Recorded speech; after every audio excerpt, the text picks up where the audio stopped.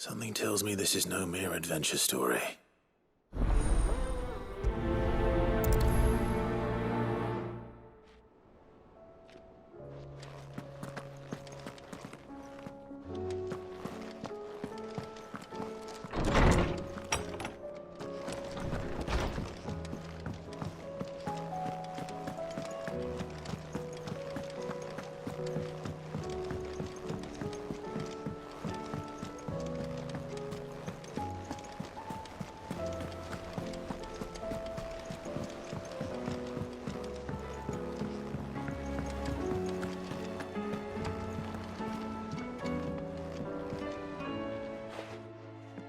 Vivian, I read your note, and I'd be happy to help you find the book you're looking for. Thank you, Clive. But tracking it down will not be easy. Are you sure? Please. You have always granted me your wisdom and insight whenever I asked. It's only right that I return the favor. Or at least attempt to. You are too kind. Alas, what I ask of you is rather more trying than delivering the odd lecture. I spoke with Hippocrates to see if he had any inkling as to where another copy might be found, but... But perhaps it is best that you hear the details from him. If you say so. Forgive me, Clive, for asking this of you. But this book, it set me on the path to becoming who I am today. Its importance cannot be overstated.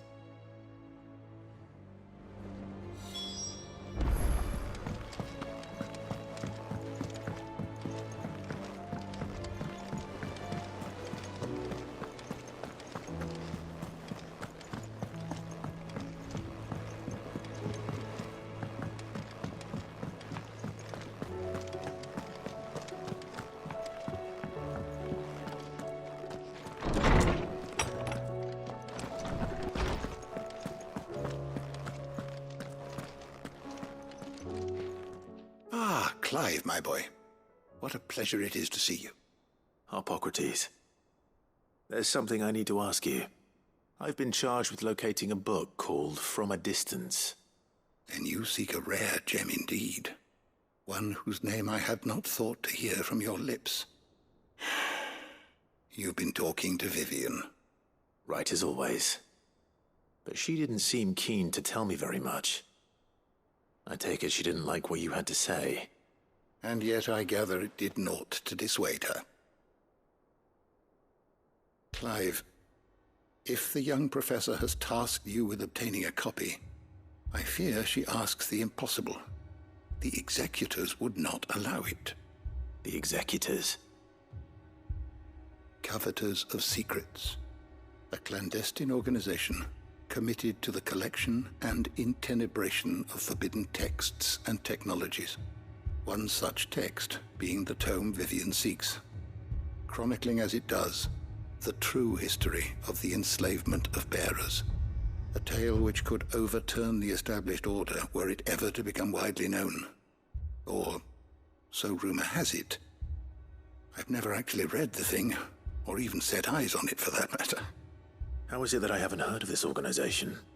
Why, secrecy is the executor's watchword. They lurk in the shadows, emerging only to seize that which must be seized, be it books, inventions, or people, before disappearing again, leaving nary a trace. Which would explain why Vivian's copy was snatched from her grasp not long after she found it. By the hand of the executors, yes. But what drives them? Self-interest or ideology? Fine question. Sadly, all that is known of the executors can be recounted in a single breath. You may just as soon ask me of their origins, numbers, or the identities of their leaders. Any answer I give would be pure speculation. Then my hunt was doomed from the first. What was Vivian expecting? That I'd pluck it from thin air? Not from thin air, no. From ash. Rumors of the executors are rife among the scholars of Storm, but rather less so across the strait. I have a friend. Well, I had a friend in the village of Garnick, a collector of rare tomes, upon which subject we would oft correspond. Alas, I have heard naught from him since the skies fell dark. And no doubt he, too, has turned.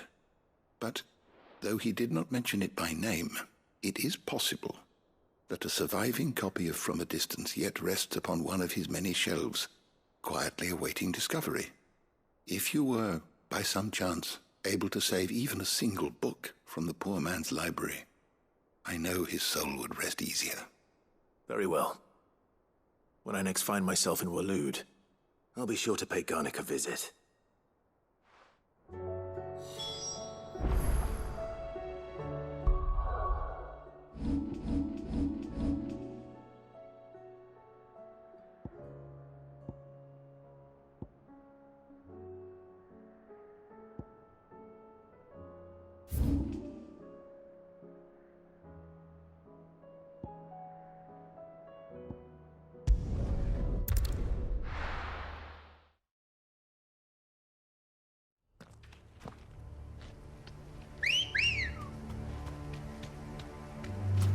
Ready, go?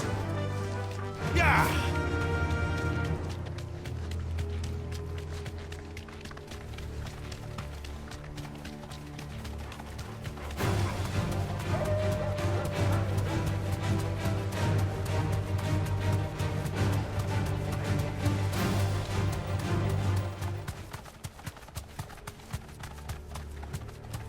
Be safe.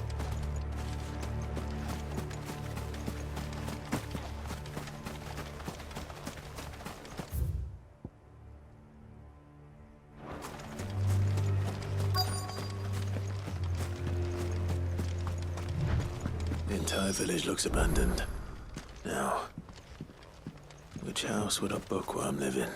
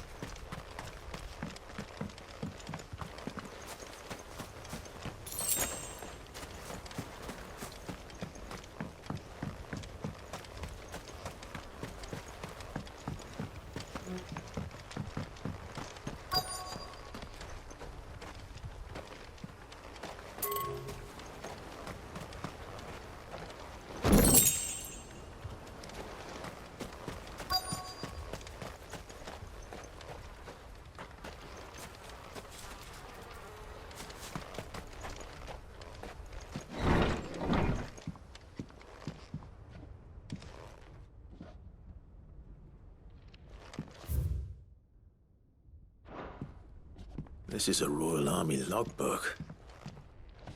Did he take this from the local barracks?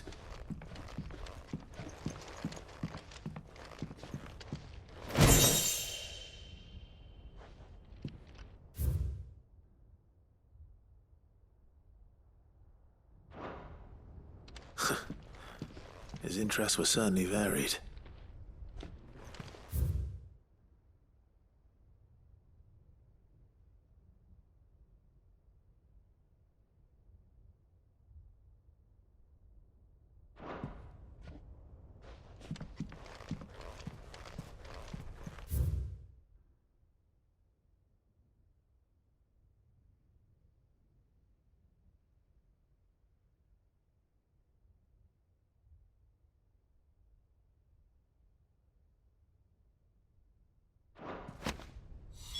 This is it.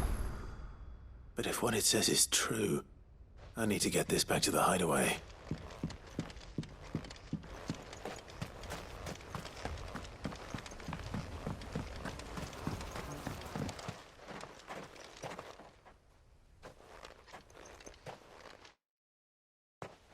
Leaving so soon, stranger? We've been watching you. From a distance, so to speak. Subtle. I know who you are. Then we need not waste time on introductions. Hand me the book. Leave it in our care and return to your life. Your care? Do you mean to burn it or bury it? That is not my decision to make. But by one means or another, its contents shall be removed from the common record. Then I'll have to politely refuse. I won't let you erase our history. Then we find ourselves at an impasse. Very well. The book can just as easily be pried from your dead hand.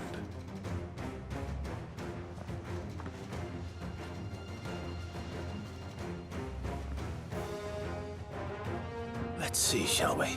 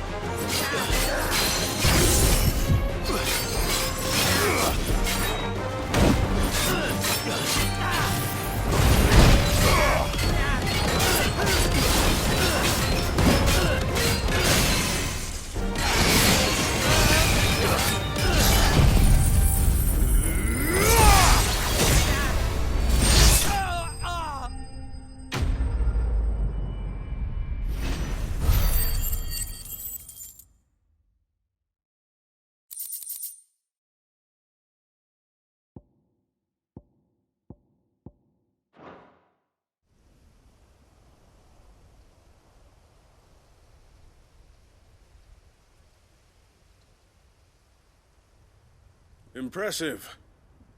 But we have other means. We shall claim the book yet. Why do you want it so badly anyway? It lays out in no uncertain terms the vanity and avarice of mankind. It tells the shameful history of the persecution and oppression of a gifted few by a giftless many. Would you say that this interpretation was correct? I don't know. You don't know. Your sword may be sharp, but your wits are dull. So let me answer for you. There is no correct interpretation of history. That a series of events took place may be proved beyond a doubt. But there can be no single, immutable explanation as to why they came to pass. It is a question of numbers and of belief. If enough people believe that a set of events occurred for a reason, that belief becomes the truth. So you're trying to control the truth? We are trying to protect people from themselves, from knowledge that would bring them naught but pain. That is all. You may keep the book, for now. The world is small. We shall meet again. Until then. Wait! Damn it. Let's get this back to Vivian. Perhaps she can explain what that was all about.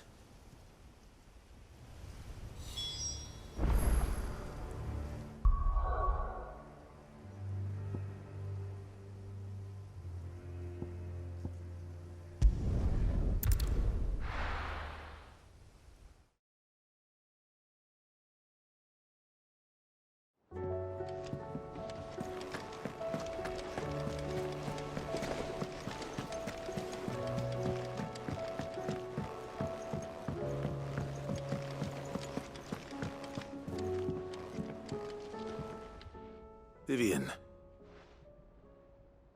I found it. The book you lost.